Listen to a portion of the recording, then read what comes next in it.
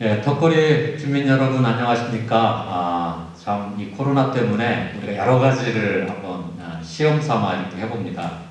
그동안 우리가 그 마을 방송국을 만들어서 주민들을 위한 다양한 활동을 하고 있는데요. 이번에는 나눔 강좌를 좀 준비를 했습니다. 그래서 원래는 이렇게 대면에서 주민들하고 함께 우리 마을이 어떻게 변화되어 가야 하고 또 그것을 위해서 주민들이 어떠한 역할을 해야 하는지 이런 이야기들을 직접 대면해서 이야기를 나누고 하는 시간들을 많이 가져야 하는데 이 코로나 때문에 그렇게 하지를 못하고 있습니다. 오늘 정말 귀한 교수님 모셔서 이야기를 듣는데 이 공간을 지금 우리 마을 회관을 빌려서 지금 진행을 하고 있습니다. 코로나 이후에 처음으로 이렇게 공간을 쓰고 있습니다. 저희들이 한 15명 이내에 참석하는 전제 조건으로 이렇게 진행을 하고 있고요.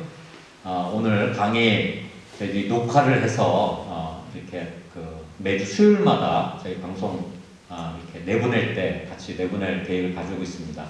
많은 분들 초대해서 같이 직접 듣지 못한 걸 매우 아쉽게 생각하고요.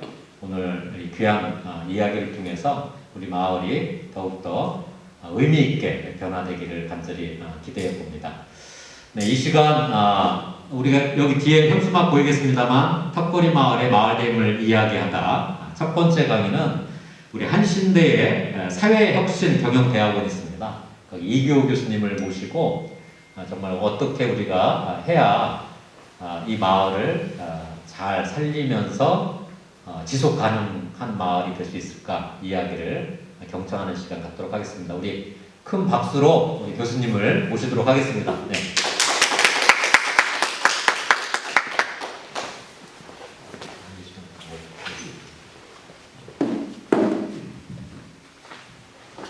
네, 여러분 반갑습니다. 방금 소개받은 한신대학교 이기호라고 합니다. 오늘 여러분들하고 그동안 제가 턱걸이 마을에 와서 사실 많이 학생들하고 배우고 갔는데요. 오늘은 여러분들하고 제 경험을 좀 나누고 또 이야기 말씀 주시면 같이 이런저런 이야기를 나눌 수 있으면 좋을 것 같습니다. 제가 앉기 전에 지금 이걸 뭐라고 그러죠? 프랭카드라고 해야 될까? 이거 보고 몇 가지 생각이 들어서 시작을 해보려고 합니다. 그 제목이 굉장히 인상적이에요. 턱걸이 마을의 마을됨을 이야기하자 이렇게 쓰셨는데요. 사실 올해가 2021년이지 않습니까? 근데 이제 우리가 주민자치 시작한 지가 딱 30년이 되는 해입니다. 1991년에 주민자치가 불완전하지만 어쨌든 87년 민주화 이후 이제 실질적 민주화를 우리가 좀 진행하자. 이래서 이제 민주화가 시작이 됐고 지방자치가 그때 시작해서 올해가 30주년이에요. 그때 무슨 논의가 있었냐면 마을을 또 만들자 막 이런 얘기가 있었어요. 근데 마을이 만든다고 만들어지는 거냐 그런 논의가 있었습니다. 그냥 해도 되나요? 예. 그 녹음이 안 되는 건 아니에요? 지금 소리가 그거만 확인해 주시면 진행할게요. 마이크 한번 뚝 쳐보시죠. 안 되고 있는 것 같아서.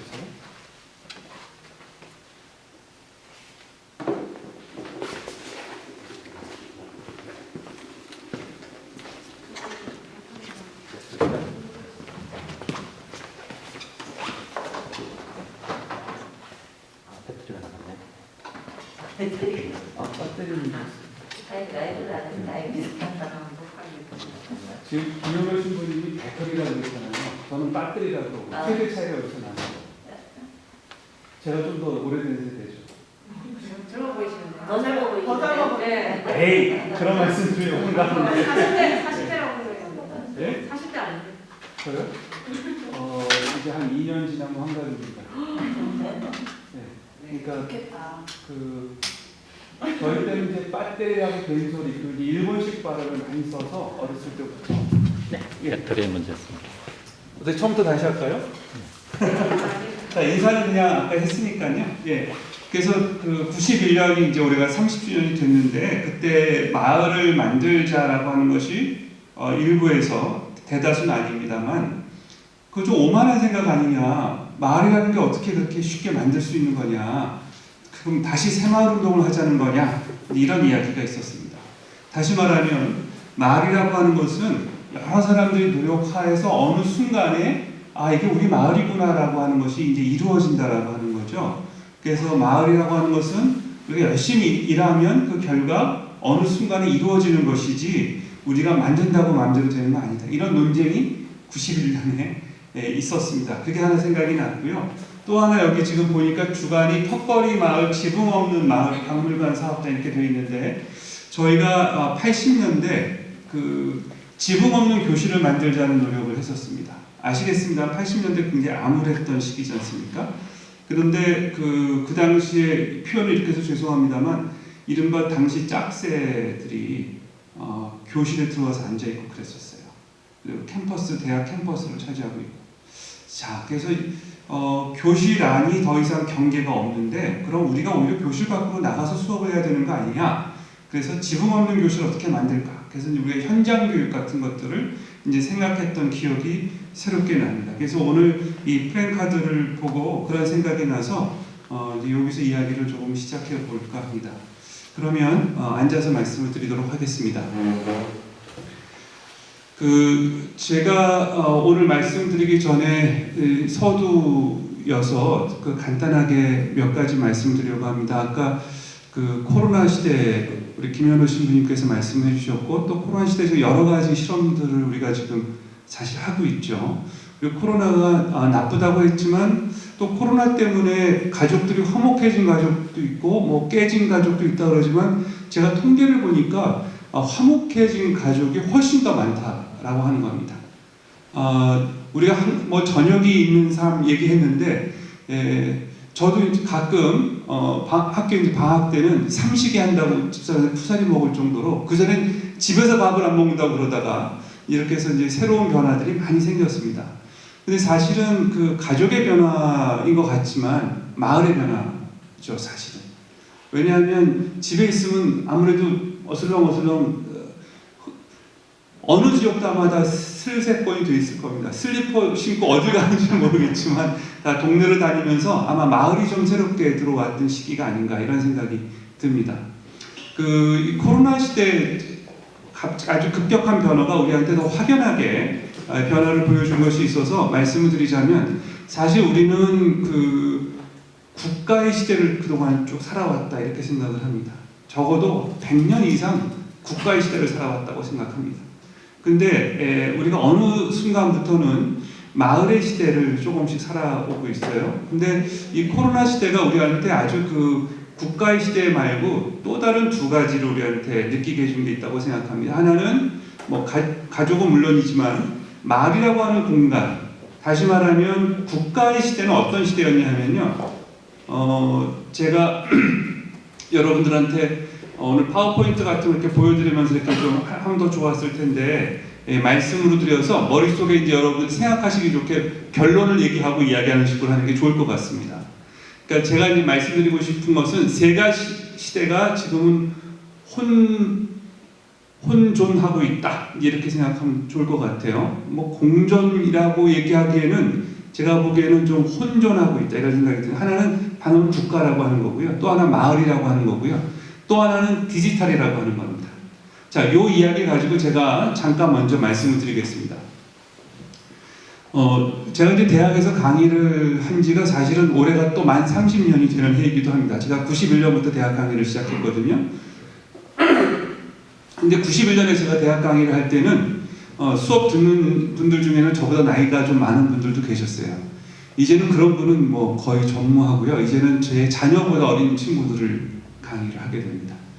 그러니까 이제 처음에는 비슷한 또래를 강의하다가 그 다음에 약간 후배, 그 다음에 조카뻘, 그 다음에 자녀뻘 이제 이러다가 이제 자녀보다 조금 더 어린 친구들 이른바 2001년, 2002년 이렇게 태어난 친구들이 이제 들어오니까요. 그래서 그 친구들 이렇게 하면서 어떤 생각이 요즘에 많이 들었냐 하면요.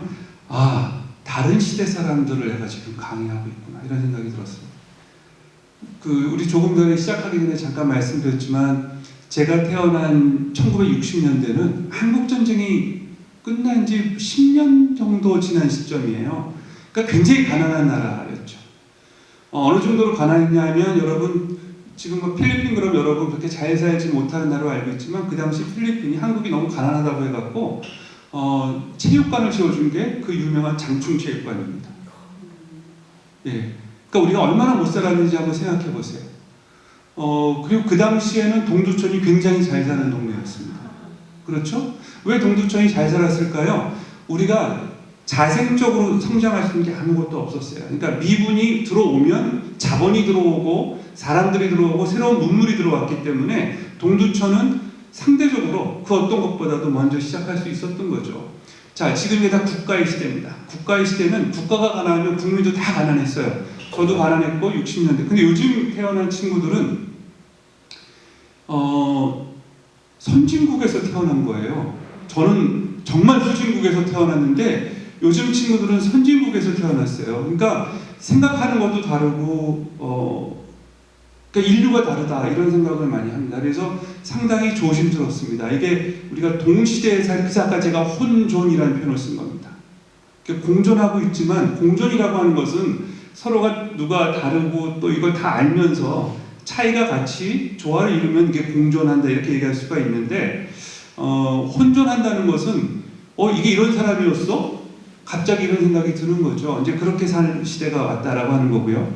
자, 그 다음에 이제 국가 시대를 조금 더 말씀을 드리면 저희 때는 그 하루 일과를 그렇게 걱정하지 않았어요. 국가가 다 정해줬어요. 여러분 다 기억나시죠? 네, 새 나라의 어린이는 일찍 자고 일찍 일어나야 돼서 9시가 되면 텔레비에서 다 재웁니다. 그렇죠? 어른들도 12시가 되면 통행금지해갖고 다 집에 들려보내잖아요. 그 다음에 텔레비도 12시에 꺼져요. 그때 대한민국의 초법적 존재는 미군 부대였죠. 그래서 AFKN을 계속해서 보면 24시간 볼 수 있었어요. 그렇지 않습니까? 그러니까 대한민국의 시계는 자정이 되면 다 멈춥니다. 왜? 아침 6시 일찍 일어나서 일터로 가고 배우러 가고. 그러니까 그 당시 국가는 어떤 국민들을 원했는지 우리가 다 알죠. 어느 정도 일정 정도의 교육을 받아서 양질의 노동력으로 노동시장에 나와서 대한민국의 경제 발전에 기여할 수 있는 사람을 만드는 것이 국가의 교육 목표였습니다. 거기에 플러스 우리가 이제 그 분단 국가가 한국 전쟁을 치렀기 때문에 반공국가, 그 다음에 미국과의 동맹국가, 그래서 냉전의 최전선에 위치한 국가로 국가 전략이 세워졌죠.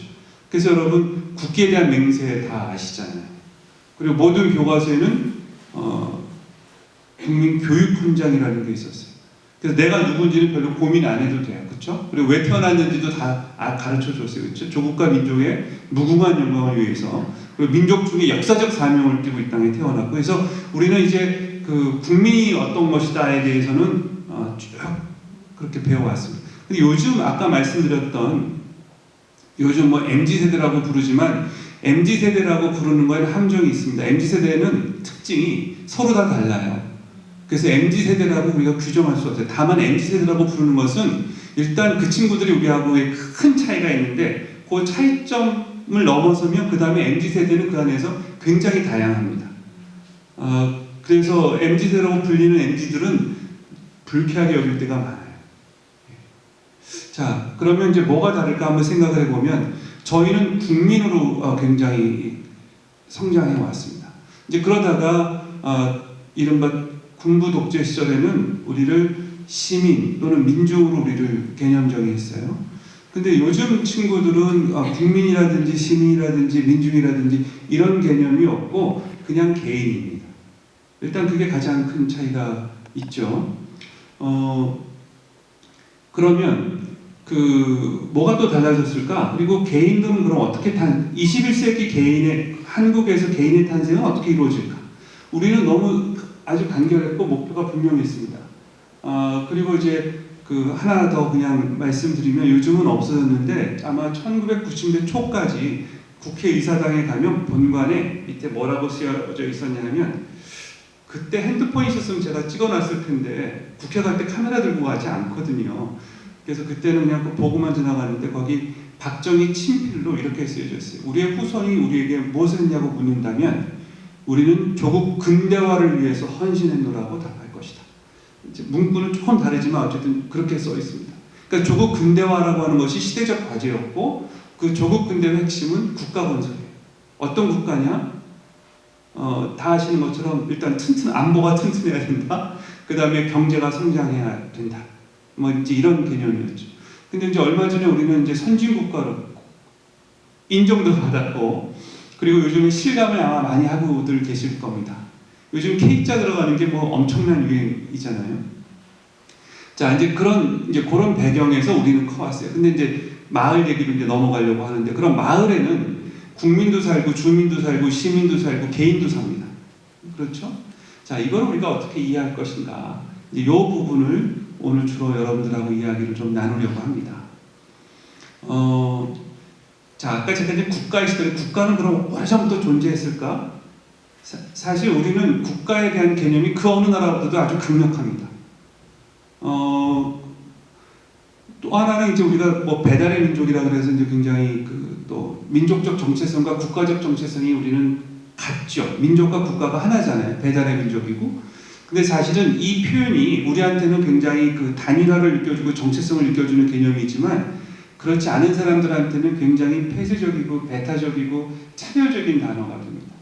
제가 이 얘기 하나만 더 말씀을 드리면 굉장히 오래된 얘기는 아니고요. 아마 한 10몇 년 전 얘기인데 제가 아주 좋아하는 가수 중에 하나가 인순입니다.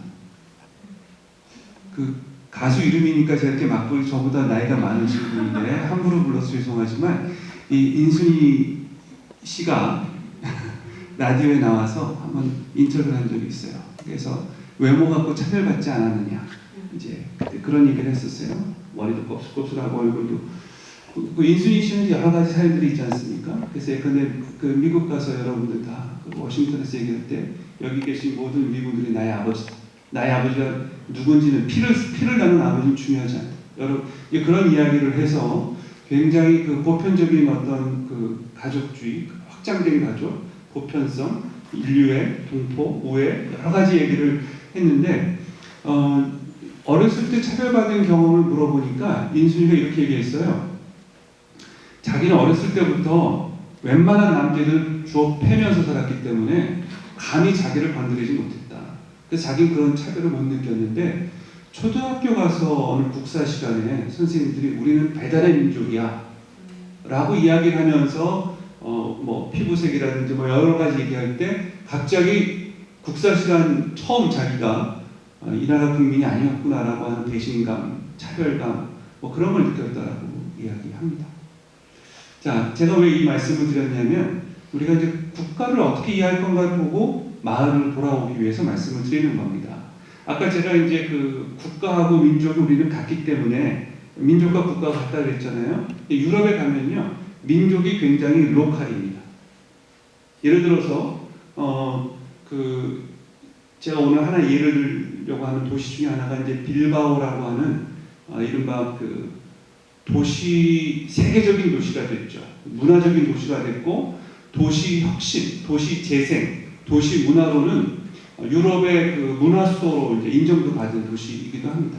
근데 빌바오는 어디에 있냐면 여러분 스페인 지도를 보시면 스페인 오른쪽 위에 보시면 프랑스하고 붙은 지역이 있어요. 많은 사람들이 우리 요즘 스페인에 거기 가지 않아요? 무슨 산티아고 길. 산티아고 길이 시작되는 지점에 있는 곳이 빌바오다 이렇게 생각하시면 됩니다. 그 지역엔 산세바스티안이라고 세계적인 미식가들이 많이 모여 있는 곳이 있어요. 그 지역을 스페인에서는 바스크 지역이라고 합니다. 그래서 비토리아가 바스크 지역의 수도고요. 그리고 그 위에 산세바스티안은 바닷가에 다 바닷가에 있어요. 빌바오도 그렇고 비토리아는 이제 내륙이지만 그런데 이 바스크 지역은 여러분 스페인 사람들 그러면 어떻습니까? 약간 좀 구릿빛 그렇죠? 독일이나 저 북부 쪽하고는 좀 다르죠. 약간 지중해 사람들의 구릿빛. 그리고 키가 크다고 느끼세요? 키도 작아요. 이 지중해 사람들. 그러니까 프랑스, 라틴 계통. 그래서 우리가 별로 끌리지 않습니다. 이렇게 키가 크지 않아요. 여러분들 네덜란드 가시면요, 거기다 2m인데 여자고 남자고 뭐 거의 무게인 것 같아요. 근데 스페인 가면 그렇지 않습니다. 그리고 얼굴들이 다 작아요. 저는 얼굴이 커서 마스크 쓰면 이렇게 돼갖고 좀 그런데 여기 계신 분들은 다 얼굴이 그렇게 크지 않으세요. 근데 그 바스크 지역 남자들은 얼굴이 큽니다. 그래서 굉장히 외모 갖고 차별을 받았었어요. 그리고 이게 눈도 부리부리해요. 그러니까 보면 금방 이 사람들은 바스크 지역이다라고 하는 걸 알고 바스크 지역에서 온 사람들 차별했고요. 바스크 지역 사람들은 바스크 언어를 씁니다. 바스크 언어를 쓰고 그래서 그 2015년인가 16년까지 바스크는 무장 독립 투쟁을 했어요. ETA라고 하는 무장 단체를 만들어서 독립 운동을 했어요. 그러니까 바스크 지역의 민족주의는 로컬이에요. 스페인이라고 하는 마드리드를 중심으로 한 것에서 여러분 저희 카탈루니아 독립운동한 거는 아시죠? 최근에 굉장히 뉴스에 많이 났죠. 바르셀로나, 가우디가 있는 바르셀로나, 거기는 이제 피카소, 그 다음에 미로, 그 다음에 요즘에 코스형 달리해서 미술 발달하는 카탈루니아 언어가 있고요. 자기네 민족 정체성이 있습니다. 그래서 독립하려고 그래요. 뿐만 아니라 지금 여러분 미국도 보시면 텍사스가 지금 코로나 이거 반대하고 있잖아요. 지역마다 다 생각들이 다른 거예요. 근데 그동안은 국가의 시대니까 국가가 그거를 왜냐하면 국가가 더 중요했어요. 왜냐하면 전쟁을 했기 때문에. 여러분 20세기 전반부는 거의 전쟁의 시대입니다. 그렇지 않습니까? 1차, 2차 식민지와 제국의 시대였고. 근데 그러다 보니까 독립이 중요했고 독립을 하려고 하다 보니까 국가의 시대가 왔던 거죠. 자, 그렇게 해서 지금까지 우리는 국가가 마치 그 지상의 굉장히 중요한 과제였고 누구나 국가에 관여하면 안 되는 그런 선으로 알고 지내왔는데 이제 국가가 어느 정도 안정기에 들어서면서 국가가 지역 발전이나 지역 사람들한테 꼭 행복을 가져다 주지 않는다라고 하는 것을 사람들이 이제 조금씩 알기 시작한 거예요. 그래서 이제는 로컬들이 움직이고 있습니다. 제가 몇 가지 조금만 더 추세를 말씀을 드리면 미국은 원래 연방국가예요. 원래. 그리고 미국은 처음부터 여러분 아시는 북부하고 남부가 남북전쟁 했지 않습니까? 19세기 말에. 이제 그렇게 남북전쟁도 했고 그리고 지금도 주마다 법이 달라서 세금도 달라서 기름 싼 데 가서 주 경계 넘어서 하기도 하고 이제 이랬는데 지금 이제 국가 단위에서 해야 될 것과 지방 단위에서 해야 될 것들이 막 이제 갈등하기 시작한 겁니다. 그래서 미국도 이제 각 주별로 조금씩 다른 목소리를 내요. 자, 그런가 하면 지금 그렇게 되니까 여러분 어떻게 된 것 같아요? 국가가 위기감을 느끼겠습니까? 안 느끼겠습니까? 국가가 위기감을 느끼고 자칫하면 국가가 분열되겠는데 그런데 여기서 국가는 누굴까요? 중앙정부예요. 그리고 이제 권력을 가진 이른바 우리가 흔히 얘기하는 지배 엘리트라고 얘기할 수 있는데 이 사람들이 국가 권력이 이제 그러니까 되게 겁을 먹은 거예요. 당장 우리 옆에 나라 중국을 보면 어때요? 중국도 홍콩이 막 자유롭게 나가는 것에 대해서 그 다음에 또 최근에 이 디지털 텐센트라든지 지금 헝다라든지 여러 가지 중국의 지금 이미 해외로 나가 있는 기업들에 대해서 국가의 권력이 통제하려고 합니다. 대만이 독립하는 걸 굉장히 반대하려고 해요. 근데 대만은 어떻게 가고 있냐 하면 대만은 차이잉원이라고 하는 이제 총통이 작년에 재선을 했습니다. 그리고 대만은 원래 소수민족들이 많이 사는데 원주민들 순수 원주민들 퍼센테이지는 정확하게 알 수가 없지만 대략 한 1.5% 내외라고 그래요. 근데 그 원주민들 중에 16개의 뚜렷한 자기 문화 정체성을 갖고 있는 사람들은 자기 국어와 역사를 배울 수 있게 했습니다. 이런 반란은 어디서도 나타나냐면 벨기에에서도 나타나는데 벨기에는 조그만한 나라잖아요. 근데 벨기에는 남부, 동부, 서부가 다 달라갖고 테러리스트 정보가 들어왔는데 옆에 정보를 주지 않아서 몇 년 전에 큰 테러가 났었어요. 그러니까 지역 갈등이 정보를 공유하지 않는. 그래서 벨기에 안에서 왜냐면 거기 이제 독일어 쓰는 지역하고 프랑스어 쓰는 지역이 또 다르거든요. 그러니까 언어라든지 문화적인 정체성에 의해서 굉장히 그런 분할적인 요소가 나타납니다. 그런가 하면 여러분 유럽은 EU라고 하는 걸로 이제 통합이 되어 있잖아요. 그러니까 이제 사실은 국가를 오히려 넘어서거나 아니면 국가 밑에 있는 지방들이 훨씬 더 활성화되거나 그래서 사실은 국가는 과거처럼 지상 필수 과제가 아니라 꼭 중요한 공동체가 아니라 이제 국가는 과거하고 다르게 많이 상대화되고 권력을 많이 나눠줘야 되는 거죠. 자, 그럼 이제 얘기를 마을로 돌아가 봅시다. 이제 그런 맥락에서 저는 우리가 이제 마을 이렇게만 얘기하는데 마을 공화국이라고 한번 생각을 해보면 좋을 것 같아요. 그러니까 마을이 공화국이다. 마을이 스스로 자치를 할 수가 있다. 그래서 그냥 도시를 예쁘게 만드는 그런 것이 아니라 마을이 정말 새로운 자기 스토리를 만들 수 있다. 사실 우리는 그런 걸 못했기 때문에 많은 상상력들이 어떤 의미에서는 좀 억압된 부분도 있고 자유롭지 못했던 부분들이 있습니다.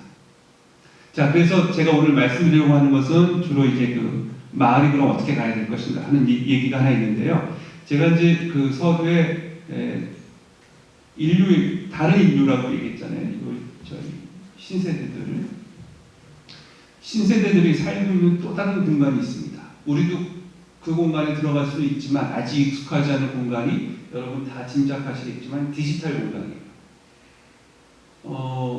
저희 때는 소개팅을 나가서 했지만 요즘은 아시겠지만 요즘 그 어플 깔면 소개팅을 전부 다 인터넷으로 SNS로 하잖아요. 남녀 만나는 거 저 코로나 때문에 대학생들이 남녀가 못 만나면 어떻게 되게 걱정했어요. 왜냐하면 20대 초반에 가장 혈기왕성할 때 그때 서로 저희 이른바 남녀 상열 질사가 그때 다 나와야 되는데 그랬더니 이미 다 하고 있더라고요. 그 친구들은. 그러니까 제가 생각하지 않은 공간이 이미 살아있는 공간이에요. 그래서 아까 말씀드린 것처럼 국가의 시대, 마을의 시대, 디지털 시대가 혼전하고 있는 거예요. 그리고 우리는 익숙하지 않지만 저희는 이 컴퓨터도 제가 대학교 졸업한 뒤에나 들어봤었거든요. 이게 아마 제 기억에는 88 올림픽 할 때 286이라는 게 처음 들어왔고 그 후에 90년대 들어서 386 컴퓨터가 들어왔고 그 무렵에 당시 대학생들이 30대가 되면서 이제 신조어가 이른바 386 세대라는 표현이 고무래가 같이 나온 거거든요. 그래서 저희는 30대가 되어서 컴퓨터를 썼다는 얘기입니다. 근데 요즘 친구들은 우리 꼬리뼈는 태어났지만 그 친구들의 스마트폰은 이제 신체 일부가 됐어요. 스마트폰을 뺏는다는 것은 상상할 수가 없습니다. 그건 어디에서도 나타나냐면 군대에서도 스마트폰을 안 뺏겨요. 저희 군대 때 생각해보면 그건 상상을 초월하는 얘기입니다. 스마트폰을 안 뺏겨? 그래서 요즘 여러분 군대 급식이 어떻게 나오는 건지 세상 사람이 다 알잖아요. 그래서 뭐 오징어 게임 전에 유행했던 DP라는 영화도 나오고 그래서 이제는 스마트폰이 생기면서 사각지대가 사실상 없어졌어요. 모든 걸 다 찍어서 올립니다. 그래서 디지털 시대의 특징 중에 하나는 어디서나 접속할 수 있다는 특징도 있지만 모든 것을 굉장히 투명하게 해주었다는 특징도 있어요. 그 대신에 또 하나 단점은 이 디지털 시대의 모든 정보, 이른바 빅데이터라고 불리는 것을 누가 관리하느냐에 따라서 우리는 엄청난 통제 사회 속에서 감시의 대상이 될 수가 있다라고 하는 위험이 있습니다. 그래서 아까 제가 이걸 공존이라고 표현하지 못한 이유는 이게 막 섞이고 지금 자리를 잡아가는 과정이기 때문에 그렇게 표현한 겁니다. 그래서 우리는 마을과 그 다음에 디지털과 국가가 이 세 축이 굉장히 혼전하고 있는 시대에 살고 있다. 자, 그래서 이제 여러분이 그 세 시대의 특징을 좀 이해하시면 좋겠다 이런 생각이 들고요. 이 세 시대의 특징 중에 이제 제가 조금만 정리해서 말씀을 드리면 국가는 아까 말씀드린 그동안에 이제 근대화를 중요했는데 사실 우리 근대화는 어느 정도 이뤘잖아요. 근대화를 이루고 났을 때 중요한 게 뭘까요? 사실 실제로 그렇게 되지 않아서 매우 안타깝고 슬프지만 문재인 대통령이 2017년에 대통령 취임사를 우리한테 굉장히 감동을 줬었어요. 그때 뭐라고 얘기했냐면 나라를 새로 이제 바꾸겠다. 그러면서 기회는 평등하고 과정은 공정하며 결과는 정의로울 것이다. 이 말이 사람들한테 굉장히 그 감동을 주었습니다. 왜냐하면 우리가 근대화를 해서 쭉 했는데 부가 제대로 나눠지지 않았어요. 그래서 여러분 유명한 김종필 씨 얘기했었잖아요. 일단 나는 떡고물이 있어야 나눌 수 있으니 일단 떡고물 만드는 게 중요하다. 이제 그랬는데 떡고물을 가진 사람들이 다 갖고 하니까 그때 김종필 씨가 뭐랬냐면 떡을 만지다 보면 손에 떡고물이 묻기도 한다. 뭐 이런 얘기를 했던 일이 있습니다. 기억하실지 모르겠습니다만. 근데 요즘 대장동 사태라든지 여러 가지를 보면 이게 떡 고물이 하다가 묻은 떡고물이 아니라는 거죠. 자, 그래서 문재인 대통령이 어떻게 해야 되는가? 그래서 이제는 국가의 책임성이 오히려 더 강조돼요. 국가를 만드는 게 아니라 국가의 역할에 대해서 우리가 얘기해야 되고요. 그 다음에 또 하나는 국가의 품격에 대해서도 논의해야 할 시대가 온 겁니다. 뭐 이런 얘기 적절하진 않지만 이게 녹화도 된다고 하니 적절한 한국 사회가 정말 급속히 놀라운 성장을 했는데 제가 보기에는 정치는 퇴보했다라는 느낌을 지우지 않을 수가 없어요. 자, 이제 그래서 국가의 품격, 그 다음에 매력 있는 국가, 책임성 있는 국가. 저는 이제 국가는 이제 이런 시대적 과제를 안고 있다 이렇게 보고요. 그 다음에 이 마을은 이제 새롭게 등장하고 있는데 그럼 마을을 어떻게 만들 것인가? 이게 아마 이번 이 강의 취지인 것 같습니다. 그래서 이제 요 얘기들을 말씀드려야 되는데 오늘 제가 아까 세 번째 공간, 디지털 공간, 사이버 공간 이 얘기는 오늘 주제에서는 조금 벗어날 것 같아서 이 얘기는 오늘 말씀드리지 않겠습니다만 사실은 이 세 가지를 동시에 생각해야 됩니다. 왜냐하면 국가를 배제한 마을을 만든다? 우리가 국가로부터 얼마나 많은 영향과 구조적인 마을의 틀을 국가가 다 갖고 있잖아요. 그러니까 우리 국가의 변화도 같이 생각해야 돼요. 그런가 하면 여러분들 아까 말씀드린 것처럼 새로운 세대들하고 사는 공간은 디지털 공간인데 그 공간을 마을로 어떻게 갖고 올 것인가? 마을에서 디지털 공간은 어떤 식으로 만들어질 것인가? 이제 이런 걸 우리가 고민해야 되는 거죠. 오늘 강의도 여러분들하고 이제 유튜브로 가게 되면 마을 유튜브는 어떤 식으로 만드는 것이 좋을까? 그 고민을 사실은 해야 되는 겁니다. 우리는 넷플릭스 같은 글로벌 플랫폼을 만들 필요가 없어요. 로컬 플랫폼의 디지털은 어떤 식으로 가야 되는가? 그걸 여러분들이 한번 그러니까 로컬 디지털, 로컬 메타버스, 로컬 유튜브 뭐 이제 이런 새로운 로컬이 들어간 디지털 공간을 우리가 좀 한번 고민해 볼 필요가 있다라고 하는 거죠. 그냥 하나만 말씀드리면 여러분 로컬에서 디지털을 그러니까 메타버스 같은 게 만들어지면 뭐가 좋을까요? 저는 세 가지 점이 좋은 것 같아요. 뭐 많이 있는데 여러분 그냥 기억하기 좋게 말씀드리려면 하나는 디지털 공간에서 여러분들이 좋은 걸 보면 로컬에서는요, 마을에서는요, 그거 보고 바로 현장에 갈 수가 있어요. 그러니까 로컬하고 그러니까 언어수가 굉장히 빠르게 연동돼서 그러니까 디지털에 만들어진 어떤 상상력, 디지털에서 소개된 공간이 바로 체험할 수 있는 공간으로 가는 거죠. 그것이 로컬 디지털이 갖고 있는 첫 번째 특징, 제일 중요한 것 하나. 두 번째는 그냥 로컬에서 하면 사실 여러분 동두천 잘 모르잖아요. 근데 디지털 안에 들어가면 공간이 무한대로 확장되잖아요. 그러니까 로컬은 조그맣지만 로컬이 디지털로 들어가면 그 안에는 무한한 확장성을 갖고 있고 쉽게 얘기하면 여러분이 내비게이션을 보고 이제 길을 찾잖아요. 동네 내비게이션을 만들 수가 있는 겁니다. 길 찾는 것이 아니라 시공간의 내비게이션을 만들 수 있어요. 예컨대 턱걸에 지붕 없는 박물관이 만약에 메타버스에 들어간다. 거기서 굉장히 많은 실험을 하고 공간을 또 만들 수 있고 그리고 그 공간에서 여러분들이 어떤 어른들의 이야기도 만들어낼 수 있고 그래서 동두천의 과거와 미래를 다 같이 만들어낼 수 있다. 이런 거죠. 그 다음에 세 번째 중요한 특징은 동네에서 그런 이 플랫폼이 만들어지면 동네 방향성이 보여요. 다시 말하면 디지털 공간을 통해서 로컬 커먼스라고 하는 걸 만들 수가 있습니다. 그러니까 로컬의 어떤 방향 또는 로컬의 공공자원, 로컬의 어떤 공공성 이런 것들을 여러분들이 같이 기억할 수가 있는 거죠. 왜냐하면 그냥 일반 이 오프라인에서는 사실 그렇게 하기 쉽지가 않거든요. 그래서 제가 여러분들한테 로컬 마을 이야기를 직접 들어가기 전에 이 국가하고 지금 디지털 공간 이 두 공간이 마을하고 어떻게 엮여야 되는가 이런 말씀을 먼저 드린 겁니다. 자, 그러면 이제 로컬 얘기를 조금 들어가 봅시다. 사실은 가장 세계적인 것, 가장 글로벌적인 것은 사실 가장 로컬적인 것. 여러분 한번 생각해 보세요.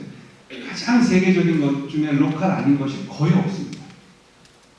봉준호 감독에서 그런 얘기 했잖아요. 아카데미 시상식 오니까 저거 로컬 아니야? 저 미국 사람들만 하는 미국 잔치 아닌가? 근데 사실 우리는 아카데미 시상식은 가장 유명한 영화 페스티벌을 알고 있잖아요. 가장 로컬적인 겁니다. 사실 코로나가 아니면 제가 다음 주에 멕시코를 가려고 그랬어요. 왜 그랬냐 하면 여러분 007 스펙터라는 영화 혹시 보시면 앞부분에 해골바가지 가는 퍼레이드 축제가 나옵니다. 아니면 여러분 그 코코라고 하는 그 애니메이션 보셨어요?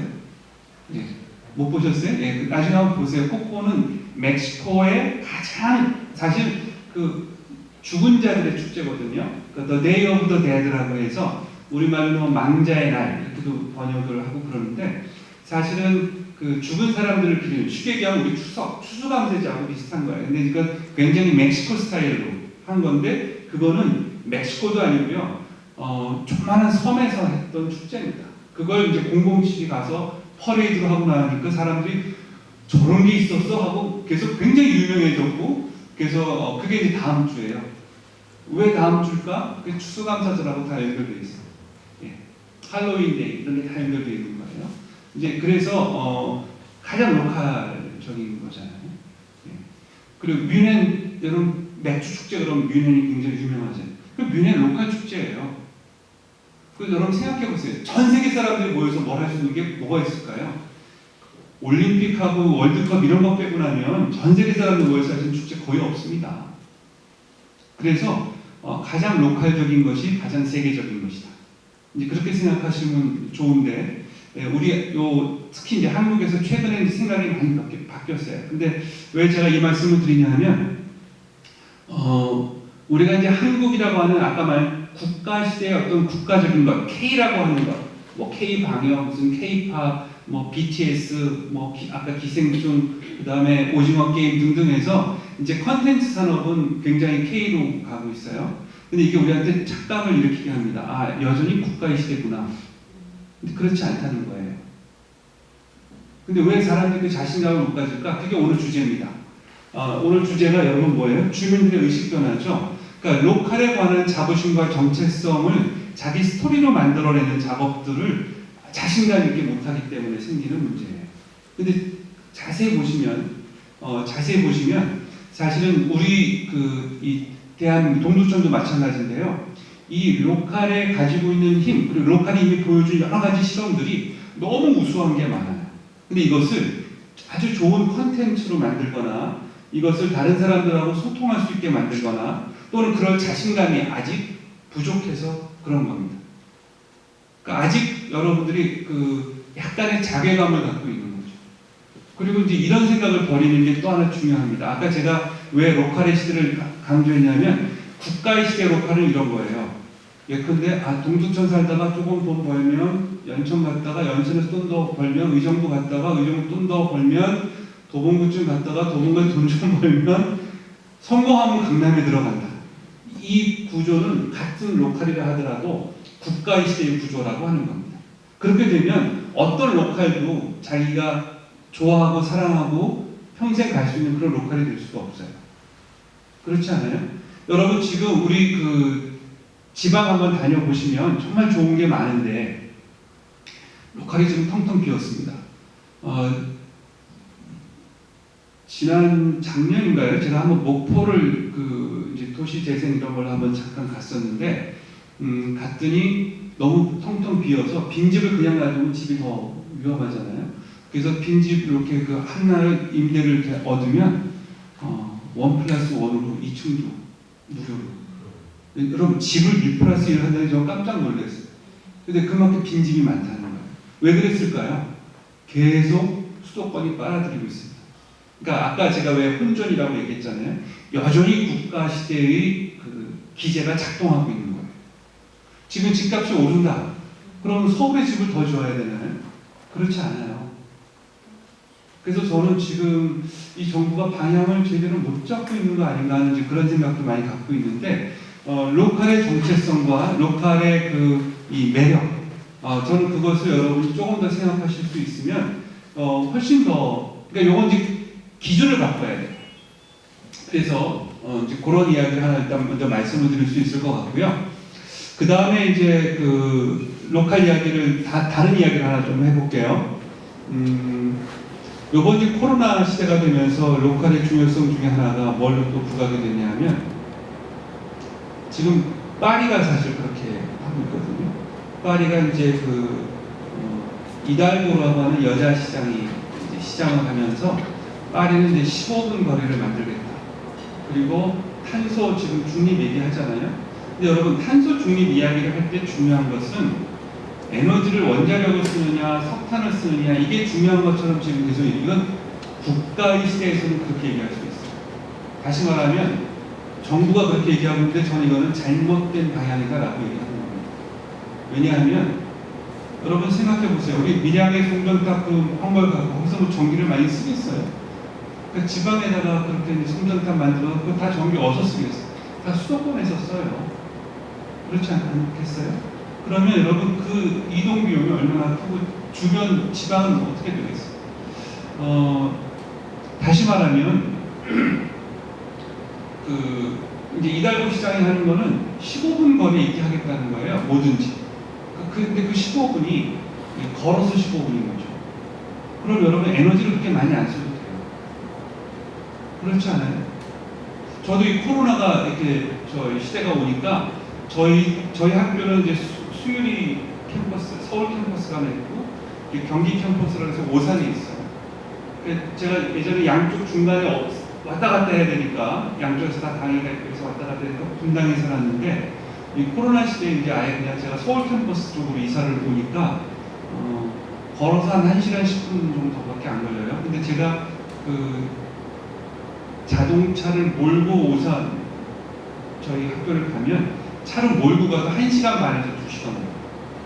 그럼 여러분 그 길은 어떻게 되겠어요? 다시 말하면 코로나 시대가 우리한테 준 또 하나의 성찰력은 뭐냐면 일하는 곳과 사는 곳 그리고 자기가 휴식하고 노는 공간이 한 곳에서 이루어지거나 또는 15분 정도 동네에서 이루어질 수 있을 때 오는 동네의 중요성을 한번 일깨워 준 거죠. 저희 집에서 여기까지 오는데 보니까 43km, 40km 정도예요. 40km면 100리 정도 됩니다. 저는 제 생각에는 마을이 한 100리, 한 40km 안에서 모든 것이 재생산할 수 있고 여기서 소비가 다 이루어질 수 있으면 지산지소라고 보통 얘기하잖아요. 지역에서 생산하고 지역에서 소비하는. 사실은 이 지산지소는 꼭 먹을 것뿐만 아니라 교육도 그렇습니다. 그리고 아까도 말씀드렸지만 이제는 디지털이라고 하는 공간이 생겼기 때문에 마을이, 그래서 제가 이 세 가지를 다 같이 봐야 된다고 말씀드린 거예요. 지금 여러분이 있는 이 공간에서 하버드 대학 교수를 모시고 강의도 들을 수가 있는 거예요. 쉽게 얘기해서. 하버드라고 해서 꼭 좋다는 것도 전혀 아닙니다. 근데 흔히 그렇게 생각을 하니까 이제 그런 얘기 말씀을 드리는 건데, 그래서 이제는 로컬에서 웬만한 걸 다 할 수 있다. 아니 여러분, 칸트가 자기 고향을 떠난 적이 없다고 그렇잖아요. 세계적인 철학자. 가장 로컬에서 우리가 이제 모든 것을 다 하죠. 자, 그럼 로컬에서 무엇을 할 수 있을까?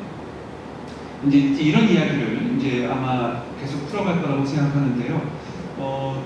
저는 로컬을 발견할 때 여러분 이런 걸 생각하시면 좋을 것 같아요. 제가 이제 오늘 사실은 사례를 얘기하기 위해서 몇 가지 사례를 준비를 해갖고 왔어요.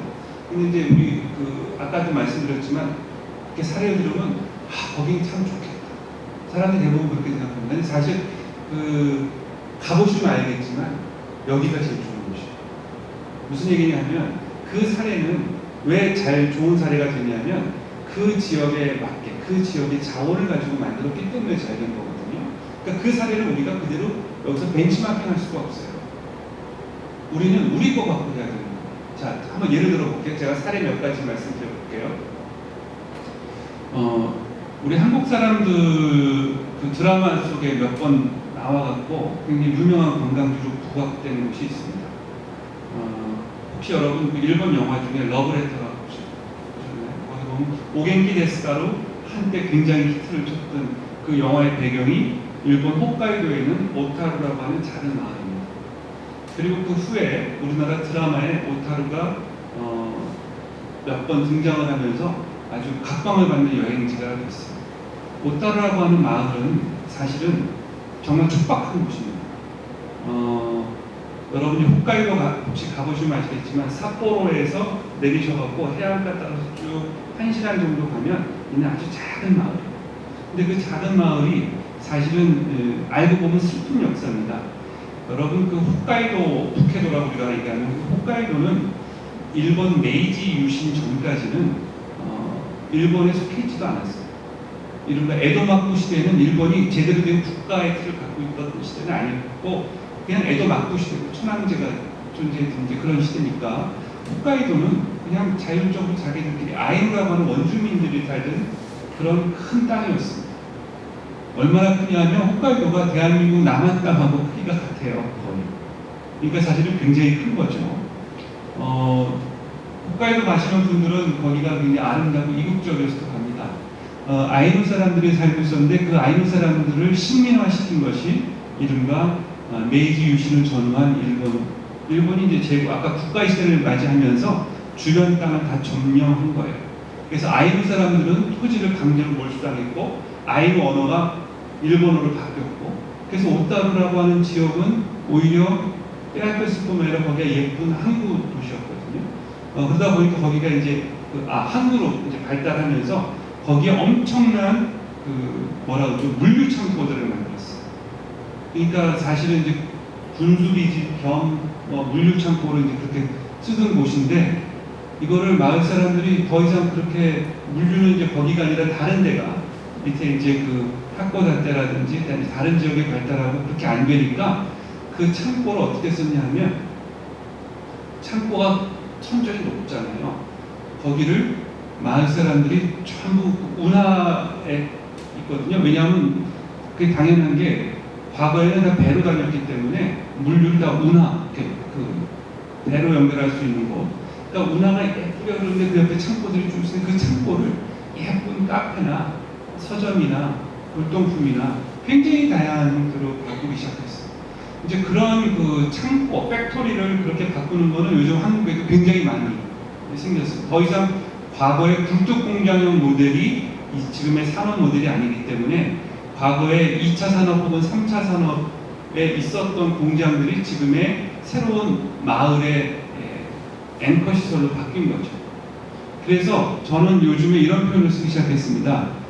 우리가 이제 1차 산업, 2차 산업, 3차 산업, 또 최근에는 뭐 이제 4차, 뭐 ITBT 얘기도 하고, 또 어떤 사람들은 1차 산업, 2차 산업, 3차 산업을 합쳐서 6차 산업이라고 얘기해요.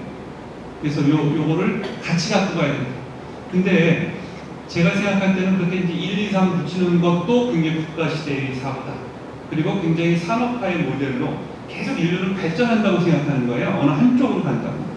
근데 우리가 이제 한쪽으로 가는 게 아니라 좀 옆으로 퍼져서 생각을 해보면 저는 그래서 이제 1차 산업, 2차 산업, 3차 산업이 아니고 이제는 마을 산업이라고 하는 걸 좀 생각해 볼 필요가 있겠다.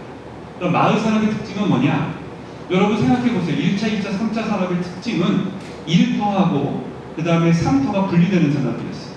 예전에 여러분 그게 제목이 뭐였더라?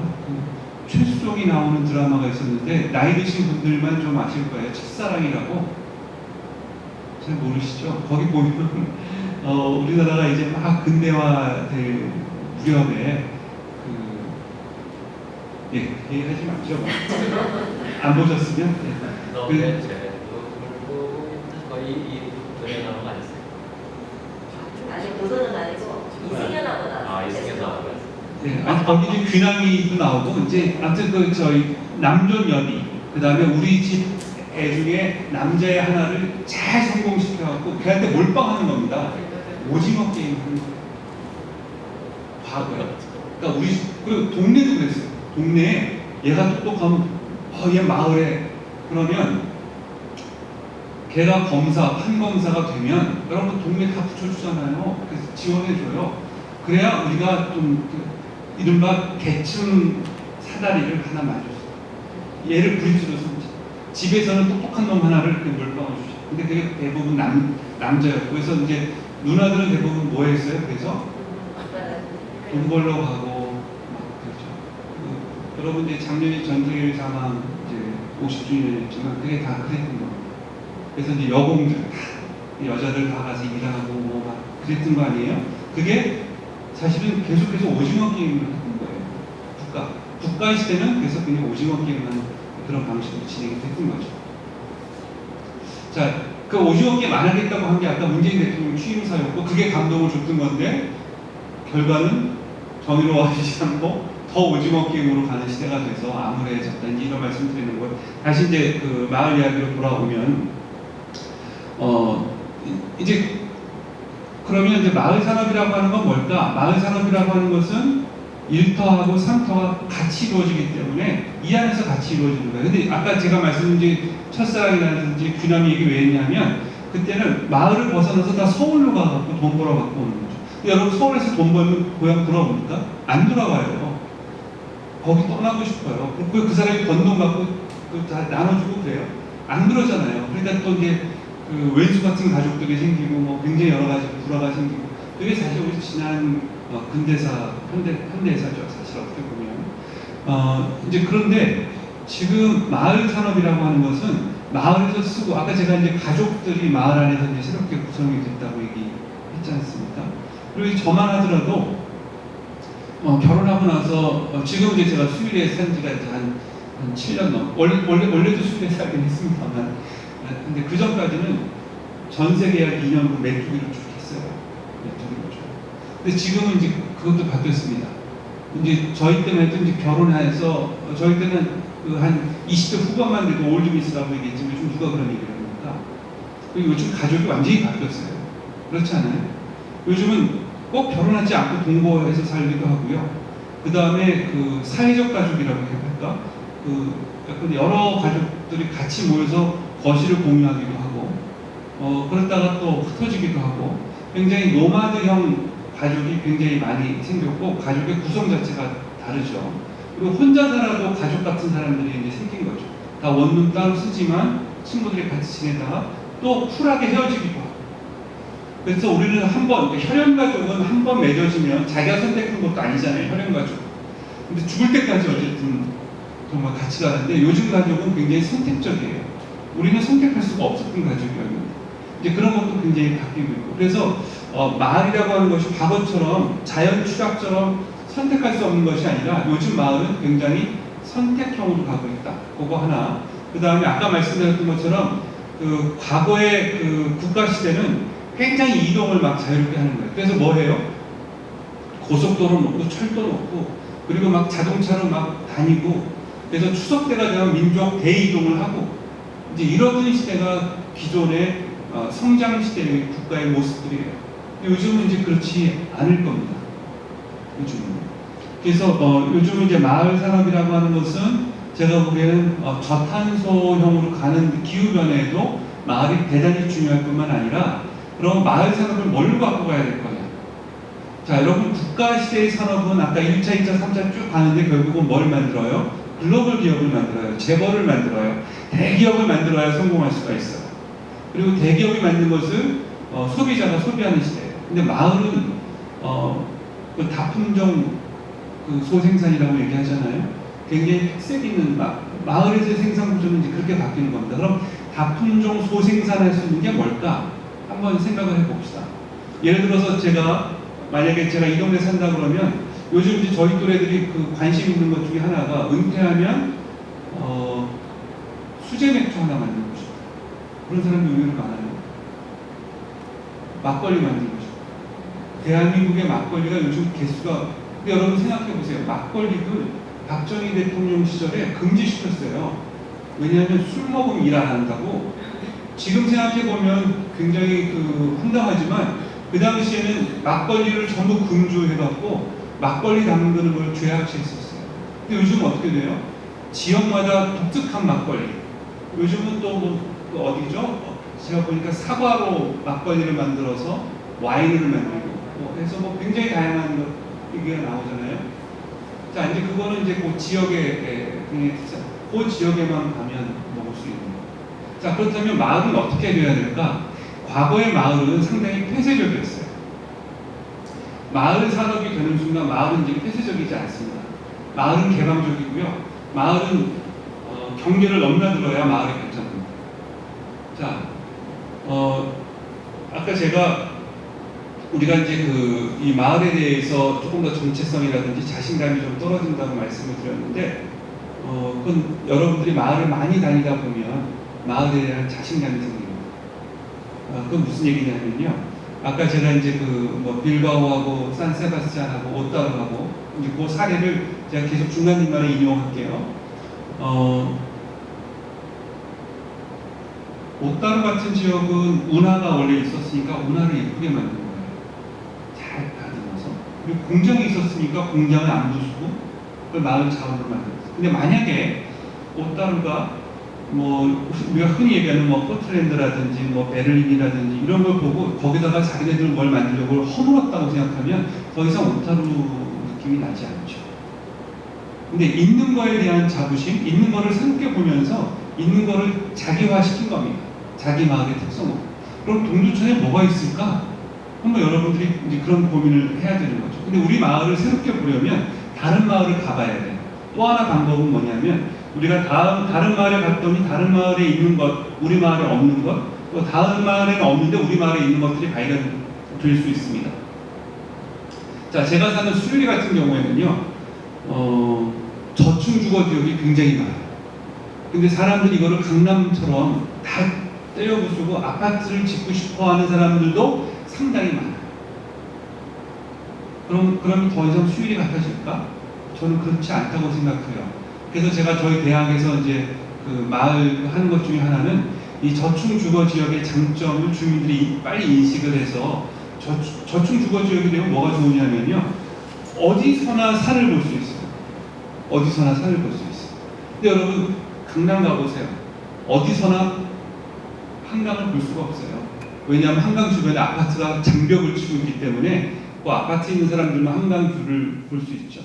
근데 우리 저희 수유리는 북한산, 우리 불스도북이라고 그러거든요. 불암산, 수락산, 도봉산, 그다음 북한산까지 산이 너무 멋있는 거예요. 근데 여러분 전 세계의 어느 수도를 가도 그렇게 산이 보이는 곳이 없어요. 그럼 이거는 다른 데가 못 갖고 있는 거예요. 그래서 요즘 외국인들이 한국 관광을 하면 경복궁 보고 가고 싶어 하는 게 아니라 한국에 와갖고 북한산에 올라가서 남산 뷰와 잠시를 한번 보는 그거를 하고 가는 것이 굉장히 이색적인 뭔가 해봤어 하는 서울 투어가 됐다는 거죠. 자, 여기서 힌트는 뭐냐면 다른 지역에 없는 것을 우리가 이제 보는 것도 있지만 또 하나는 우리가 아니라 외지 사람들이 들어와서 보게 하는 겁니다. 그럼 외지 사람들이 들어와서 우리한테 너무 익숙해서 우리한테는 아무것도 아닌 것들이 외지 사람들한테는 굉장히 새롭게 보이고 새로운 자산으로 보인다는 거예요. 이거를 일본의 이제 지방자치 또는 마을 학하는 사람들이 여기에 착안을 하기 시작했어요.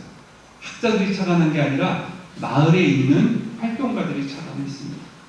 그래서 제가 아까 오타루 얘기도 했지만 미나마타라고 혹시 들어보셨어요? 조금 나이 드신 분들은 미나마타병, 이따이병. 다시 말하면 1960년대 일본이 고도산업화하면서 생겼던 이른바 산업재해입니다. 근데 미나마타라고 하는 지역은 일본 큐슈에 있어요. 해안가에 있는데 미나마타는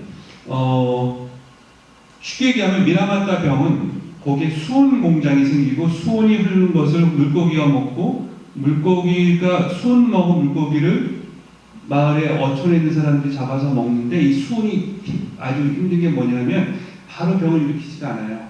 안에 가서 잠복해 있습니다.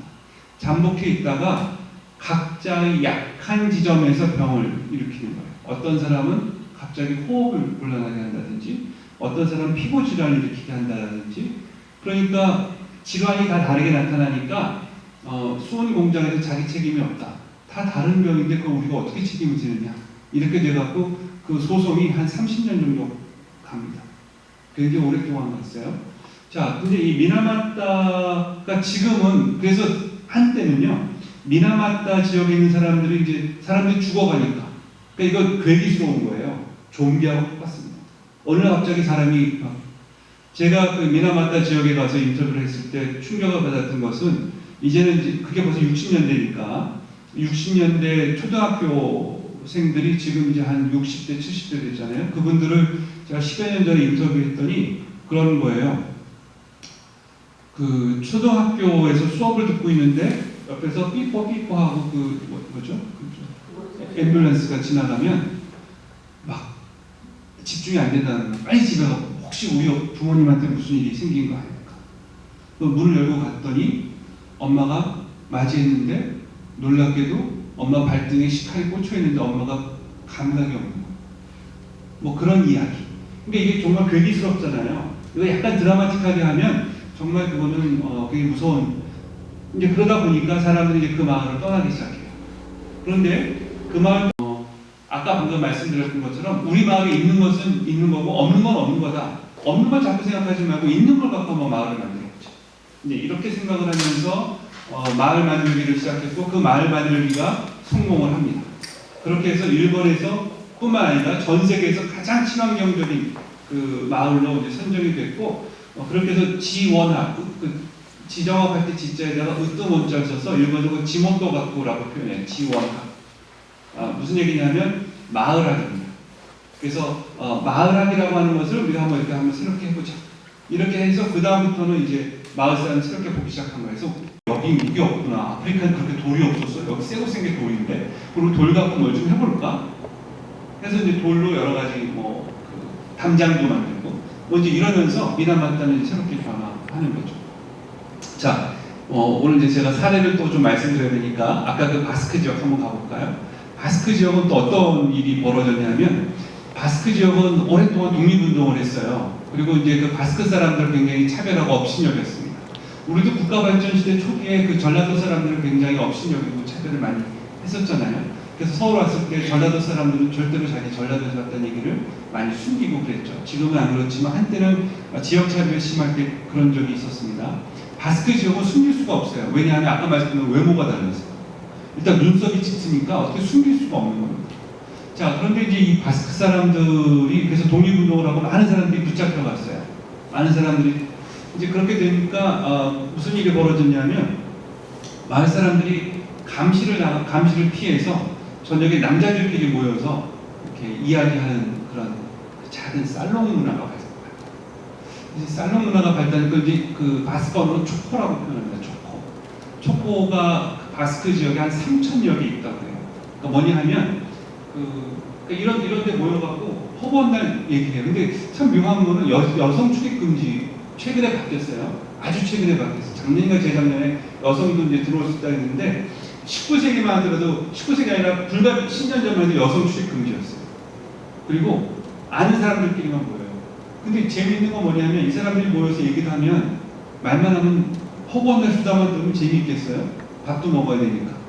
그러니까 남자들이 요리를 한 거예요. 100년 넘게 남자들의 요리가 그래서 바스크 아까 제가 산세바스티안은 전 세계의 미쉐린이 가장 많은 곳이에요. 정말 거기 가서 여러분 그 음식 드시면요 우리 한국 사람들 입맛에 다 맞아요. 문어가 그냥 슬슬 입에서 녹습니다. 분침도 좀. 그게 왜 그랬을까 하고 보면 거기서 만나갖고 늘 허구한 날 요리를 하는 거예요.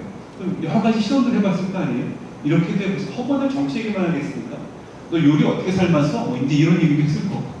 그래서 남자들의 요리 솜씨가 아주 대단합니다. 그래서 이제 그런 지역. 그래서 이제 산세바스티안은 그 거리도 예쁘고 또 요리가 맛있으니까 요리를 뽐내고 싶은 거예요. 그래서 이제 거기서 마을 축제가 많이 벌어집니다. 그래서 산세바스티안이 그렇게 됐고요. 아까 같은 바스크에 있지만 빌바오라고 하는 지역은 사실은 산세바스티안은 저층주거 지역이 굉장히 많았던 지역입니다.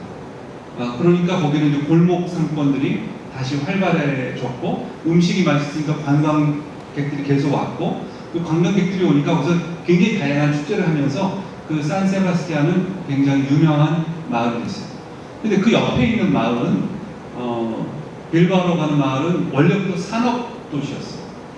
여러분들 지도를 보시면 아시겠지만 그 비스카야만이라고 해서 그 만 위로 물류들이 쭉 프랑스나 영국으로 가는 그래서 이 항구 도시입니다. 항구 도시인데 무역하는 도시. 근데 무역이 쇠퇴했잖아요. 무역이 점점 쇠퇴해가고 이제 더 이상 과거의 그런 이제 뭐라 그럴까요? 그 물류 창고 이런 것들이 필요 없어진 거예요. 오타라하고 비슷한 현상이 벌어진 겁니다.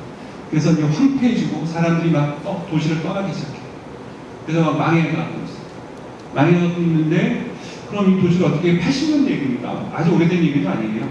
그래서 이제 마을 사람들끼리 모인 거예요. 거기는 이제 30개의 자치구가 조그마한 우리를 치면 이제 동 정도가 있는데 이 동들이 모여서 하는데 동들이 모여서 싸움만 하는 거예요. 혹은 잘하자고 모였는데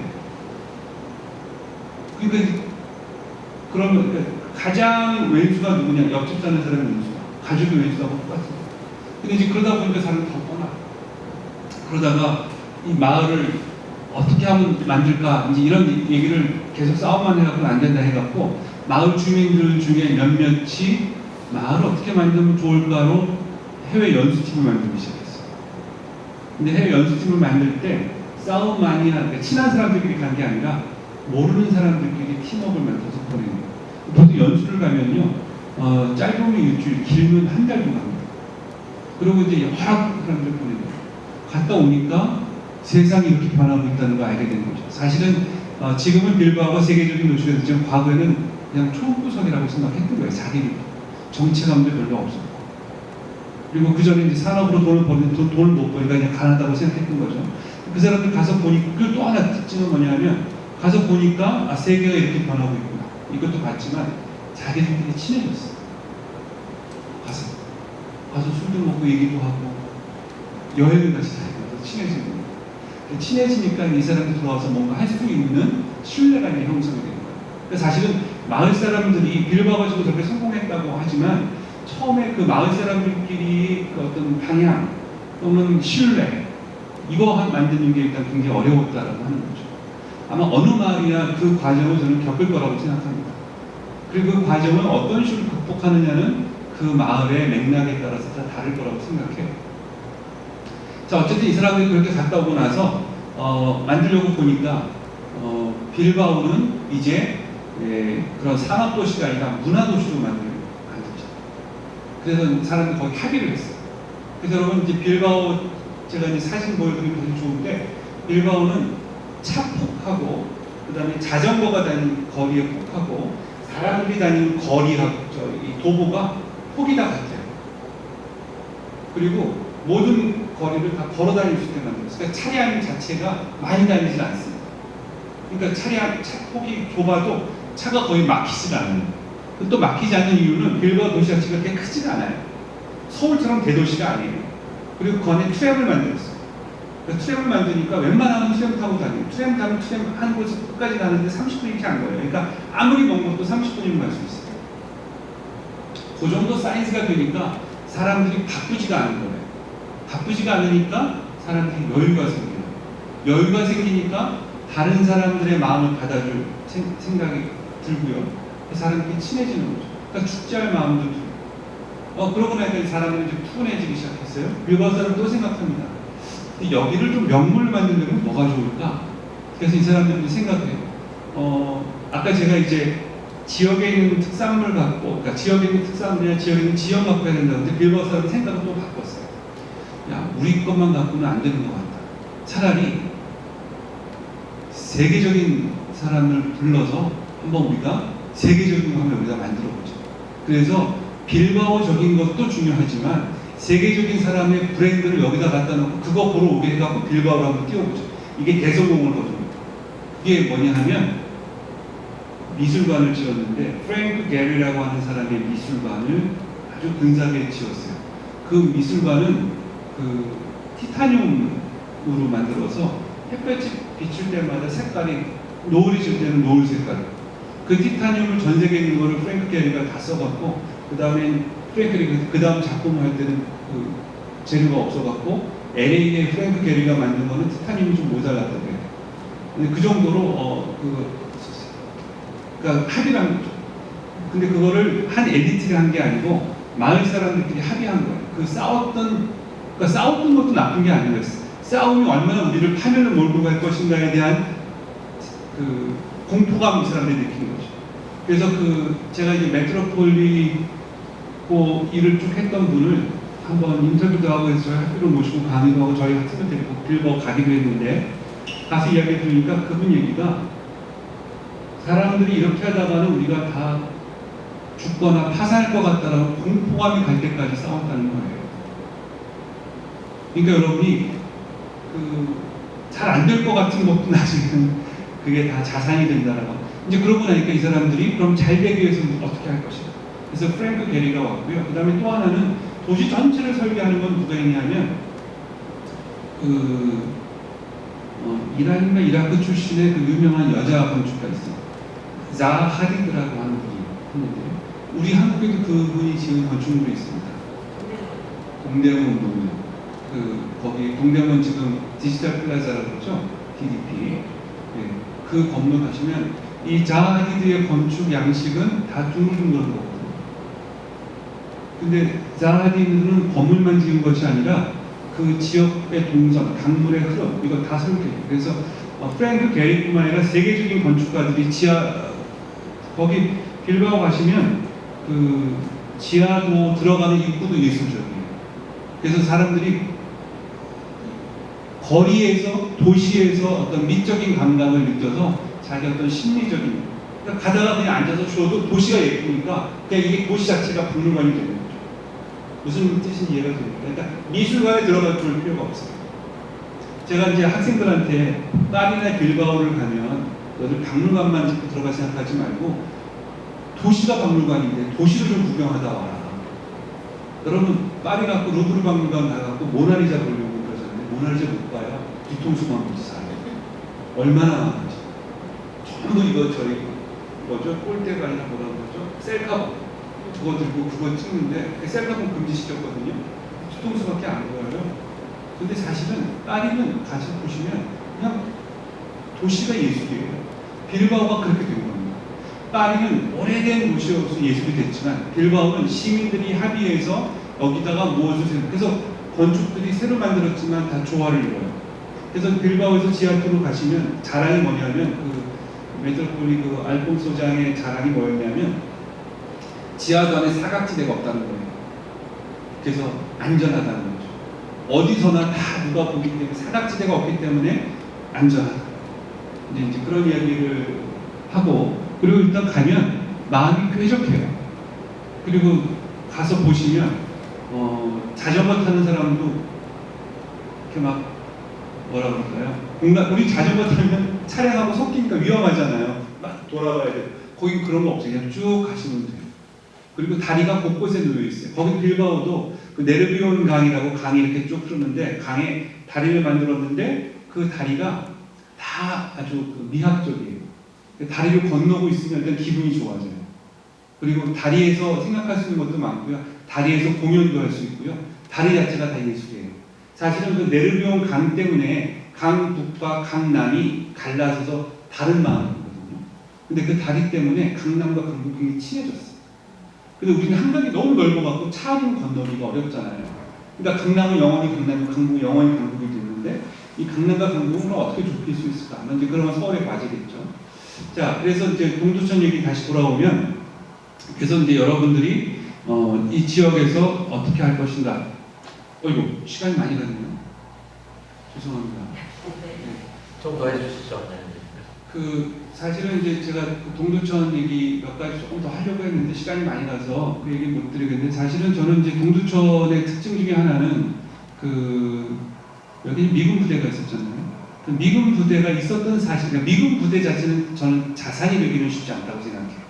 과거에는 미군 부대 때문에 이제 경제가 활성화돼서 그게 굉장히 큰 자산이라고 생각할 수 있었지만 지금은 저는 이제 미군 부대가 지금 동두천 땅의 한 40몇 프로를 차지하니까 근데 이렇게 생각하는 거죠. 과거의 동두천만 생각해 미래 동두천 생각하면 자 미군 기지가 나가면 저걸 뭘로 쓸까? 이제 여러분 지금부터 준비를 하셔야 되거든요. 지금 여러분 폐교된 데는 예술가들이 많이 들어갔어요. 그 다음에 최근에는 군대도 조금씩 이제 폐군이 되는, 왜냐하면 이제 병사가 줄어들고, 그 다음에 이제 과거 같은 6.25 때 쓰던 무기가 아니라 이제 현대식 무기로 바뀌니까 군대가 이제, 그러면 그 군대 막사복을 뭘로 쓸까? 근데 군대는요, 폐교하는 거하고 다르게, 폐교하고 다르게 뭐가 좋으냐면, 이게 사주 경계를 잘해야 되기 때문에 굉장히 자연경관이 우수한 데 많이 가 있습니다. 그러니까 이건 힐링하는 공간. 그 전쟁과 무기가 아니라 평화와 새로운 어떤 뭐라 그래야 되나요? 리크레이션, 좀 재충전. 이제 그런 공간이 될 수 있는 공간으로 만들면 어떨까? 그렇다고 한다면 동두천에는 그렇게 할 수 있는 땅이 반이나 있는 거잖아요. 그렇다면 이건 동두천은 지금은 어려워도 이제 조금씩 그런 모델을 만들어가고 거기에 힘을 모으면 동두천은 새로운 앵커를 만들 수 있겠다. 이런 생각이 들고요. 그 다음에 또 하나는 저는 그 기지촌 여성 문제도 사실은 우리가 조금 다르게 생각해 볼 필요가 있겠다는 생각이 듭니다.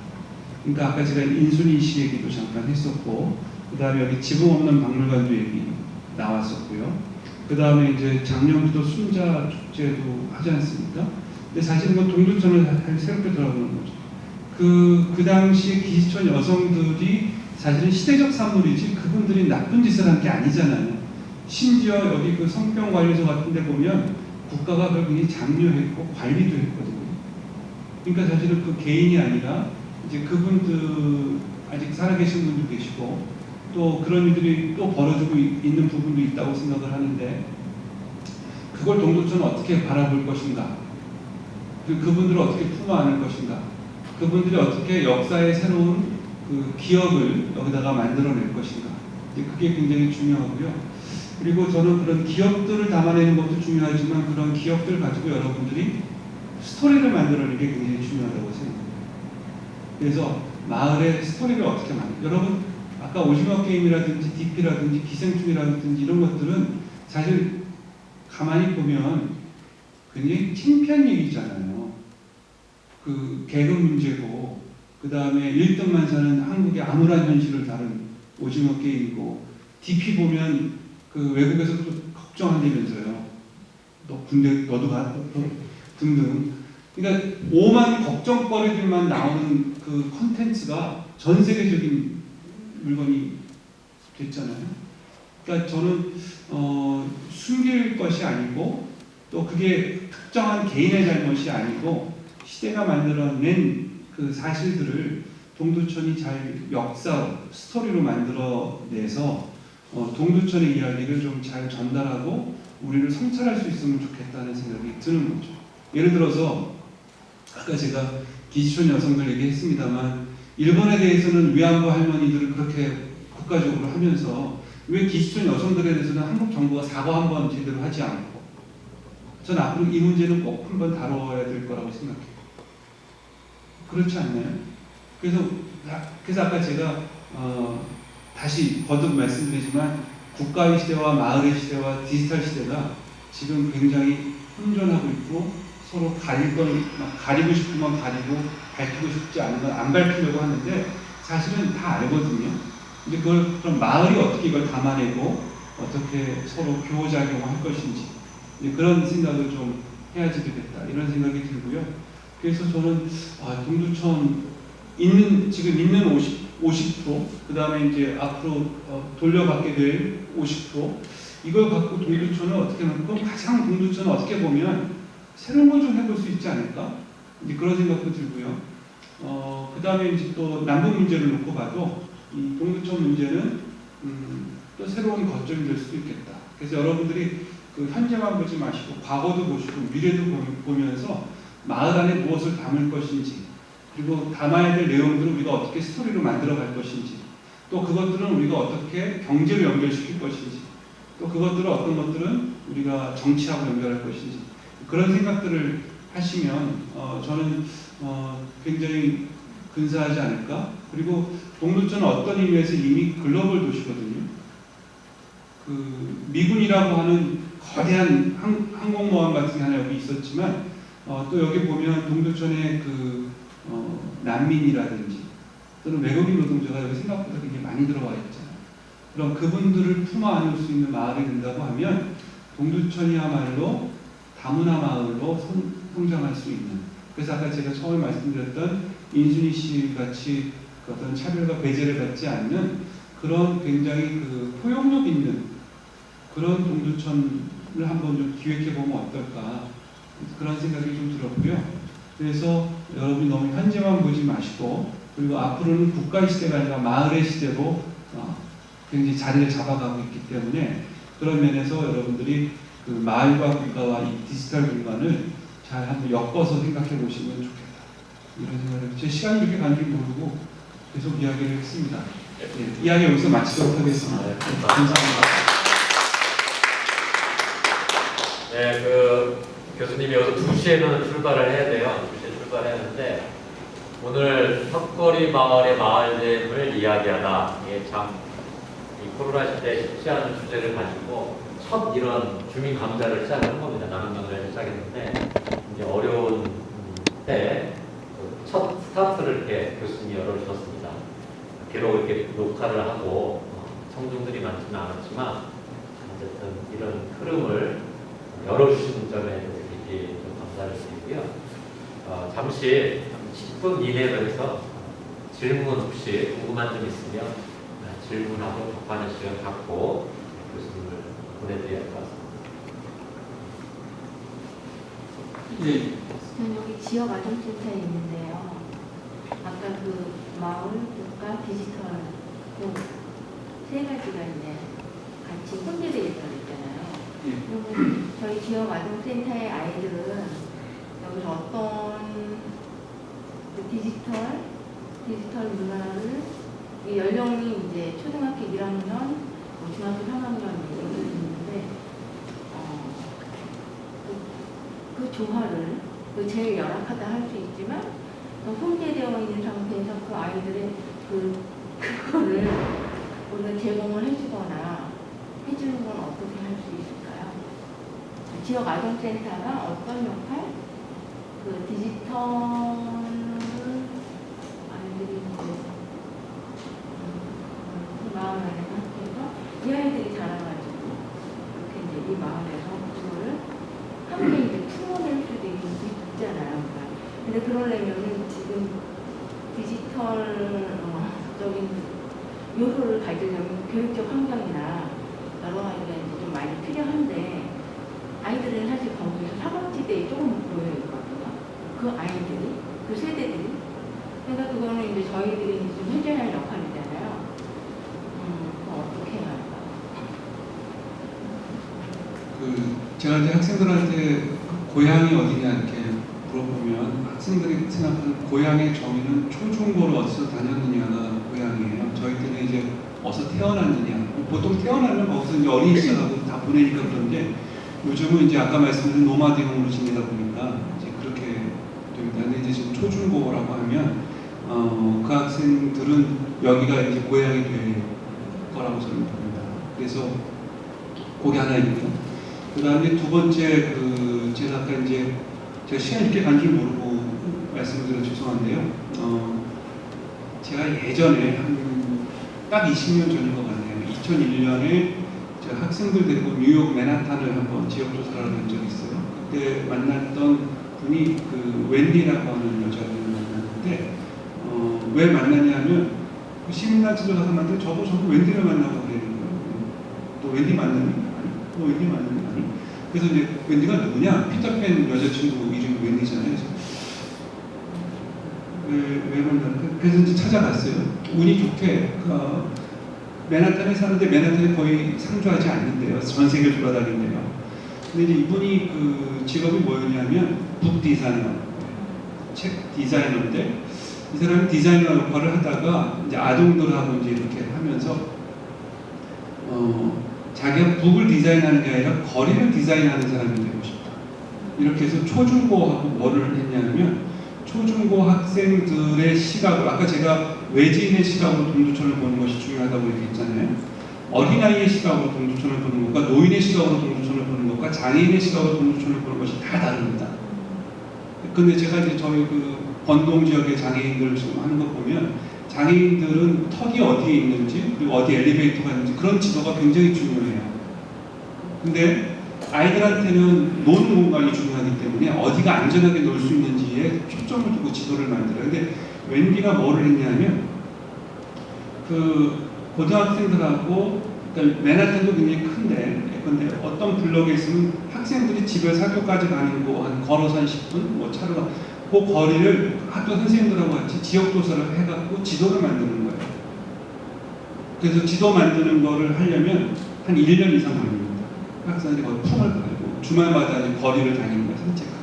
그럼 갔다 와서 자기가 발견한 것들을 그 웬디는 뭐를 하느냐, 지도 만드는 걸 이제 설명해주고 학생들이 발견한 걸 가지고 그게 학생들이 합의를 해서 지도에 표시되는 게 좋겠다는 결론이 나면 웬디가 그거를 지도에다 아이콘으로 만들어줘요. 근데 우리는 지도 배울 때 목욕탕 표시하고 무슨 학교 표시하고 이런 것만 있었잖아요. 그래서 해마다 그 아이콘이 한 10개씩 늘어나요. 지금 제가 그때 갔을 때만 하더라도 100여 개가 넘었는데 지금 아마 1000개 넘었을지 모르겠어요. 그러면 예를 든다면 여기는 절대로 회복이 불가능합니다. 예를 든다면 여기는 신발을 벗고 놀아도 괜찮은 곳. 이제 이런 식으로 그걸 만들어 주는 거죠. 그래서 저는 그렇게 했더니 이제 아이들이 그 지역을 새롭게 보는 거죠. 자기가 서 있는 공간을 새롭게 보고, 그리고 아이들은 계속 성장하잖아요. 그리고 이제 그런 그 관찰력, 그게 협업을 통해서 만들어지거든요. 자기가 만든 지도가 정말 자기 지도가 되는 거죠. 근데 우리는 지도가 요즘 전부 무슨 저희 KT하고 SK 무슨 카카오에서 그리고 네이버에서 만든 그 저희 먹방 아니면 뭐 최단거리 뭐 이런 지도밖에 없잖아요. 저는 그래서 학생들하고 한번 기회가 되시면 이렇게 공간을 둘러보는, 꼭 지도가 그거 예쁘게 안 나와도 되거든요. 그리고 이제 그런 지도가 만들어지면 그걸 한번 디지털 공간에다가 한번 만들어보고. 그래서 저도 이제 학교에서 요즘에 내년부터 한번 실험을 해보려고 하는데 그 강북구 디지털 지도 만드는 거를 지역 주민들하고 한번 같이 해볼까? 그래서 이제 거기를 클릭하면 우리가 인터뷰한 것들이 같이 나오기도 하고. 그래서 이영만 선생님께도 이제 부탁을 아까 드렸습니다만, 그래서 저희가 이제 마을 탐험가 교육을 하고 있어요. 근데 좀 초중고 학생들한테 한번 그런 걸 해보는 것도 굉장히 재미있겠다. 그리고 지금은 우리가 이제 그 아까 말씀드렸던 것처럼 국정교과서, 요즘 이제 국정은 없어졌지만 과거에는 우리가 뭐 국상사자, 도미체, 저희 때 그렇게 불렀어요. 국어산수 뭐. 근데 저는 이제는 그 마을학식 같은 것들이 각 지역마다 하나 나왔으면 좋겠다는 생각이에요. 우리 마을에는 어떤 기관들이 있고 어떤 역사가 있고, 그래서 사람들이 마을 주민교육을 이제 해야 되는 거죠. 그거를 지금 선생님 하시는 아동센터 같은 데서 한번 뭐 거창하게 말고 아주 작게라도 조금씩 만들고, 다른 아동센터가 또 그거 하면, 그래서 아동센터들끼리 모여서 한번 아동들을 위한 그 마을 공간에 관한 이해 또는 마을의 역사, 좀 그런 거에도 괜찮을 것 같아요. 뭐 예를 들어서 뭐 그런 공간도 있고, 뭐 먹거리 같은 경우에도 이 동네 먹거리가 굉장히 좀 인도처럼 굉장히 맛집이 많아서 좋은데, 근데 여기 부대찌개도 여기서 탄생했잖아요. 그리고 뭐 나가사키 짬뽕 같은 경우 나가사키 탄생했지만 나가사키가 아니거든요. 중국 여기도 미군 부대가 와갖고 어쨌든 한 건데, 부대찌개가 요즘 얼마나 대한민국의 핫한 대한민국 음식이 됐어요. 뭐 이제 그런 거라든지, 그다음에 여기는 어쨌든 시향민들이 많다 보니까 이북 음식들도 제법 많이 발달해 있고, 이제 그런 동두천의 특성들을 음식을 통해서 배울 수도 있고 하니까, 저는 초등학생하고 그런 그 지역을 같이 한번 체험해보고 가서 보고, 뭐 부대찌개를 같이 만들어보는 것도 재미있죠. 네. 그렇죠. 음식도 같이 만들고, 지도도 같이 만들고, 공간도 같이 가보고, 뭐 그런 거죠. 그리고 예를 들어 순자 축제 같은 것도 아이들도 한번 참여해보고, 순자가 도대체 누구야? 뭐 이제 이렇게 얘기해보는 것도 저는 이제 조금 학년이 고학년이 가면 초등학생들도 괜찮다고 생각합니다. 제가 쿠바 얘기를 하나 예를 들면, 쿠바 같은 경우에는 초등학생들이 선거 때 선거 운동을 해요. 어떤 캠프를 지지하는 게 아니라 투표하라는 동료 운동을 꼬마들이 합니다. 보이스카우트 저희 빨간색 그거 딱 메고 동네 다니면서 선거하셨어요? 선거 오늘 여기서 합니다. 뭐 애들이 그렇게 다녀요. 그럼 아이들이 오면 어른들이 애들 눈 때문에도 가서 선거를 하는 거죠. 예를 들면. 그리고 아이들도 이제 그렇게 하면서 저희 선거의 중요성 이제 이런 걸 깨닫게 한다든지, 쿠바하고 그 코스타리카가 그렇게 하는데, 그래서 우리가 지금 항상 아이들은 무슨 교육의 대상이다 이렇게 하지만, 아이들 눈으로 뭔가 아이들이 새롭게 생산해낼 수 있는 거, 그리고 국가가 만들어주거나 전문가가 만들어주거나 교육공학자들이 만든 교과서만 배우는 게 아니라 우리가 그런 교과서를 한번 같이 만들어 보는 거. 저는 그런 것들을 좀 지역에서 할 수 있으면 좋겠다 이런 생각이 좀 듭니다. 제가 질문을 마을의 시대, 국가의 시대, 그다음에 디지털의 시대, 이제 시선, 관점이 이제 혼재가 되어 있기 때문에 이거를 잘 융합시킨다. 좀 그거를 좀 보고서 그거를 다시 재생산해가지고 한다라는 뜻으로 지금 얘기하신 것 같아요. 저는 질문이 지금 이제 그거에서 기술적인 문제를 사실 말씀드렸던 거예요. 디지털 시대라는 거였을 때 마을이나 국가는 이미 이제 있으니까 우리가 저기 하지만 디지털이라고 하면 일단 IC 기술이라든가 이런 컴퓨터 코딩이라든가 아니면 영상 장비라든가 이런 부분 환경적인 거를 좀 중점적으로 해서 이제 그것도 같이 접목이 돼야 되는데 이해는 했어요. 무슨 말씀이신지. 저희가 그런 것이 조금 어려우니까 지금 그런 어떤 콘텐츠를 하나를 가지고 애들하고 이제 활동을 한 1년 이렇게 장기적으로 해서 그 웬지라는 사람이 했었던 그 방식으로 애들하고 해서 그거를 이제 저희가 이제 디지털 턱걸이 마을을 아이들하고 함께 작업을 해보고 예, 그렇게 하셔도 되고요. 저희 동네에서 1분 영상 만들기를 하면 어른들은 못하는데 아이들은 잘 만들어와요. 네, 아이들한테만 부탁해드릴까 이걸 외부에서 도움도 좀 받아야겠어요. 네, 그 도움 좀 받으셔야 될 겁니다.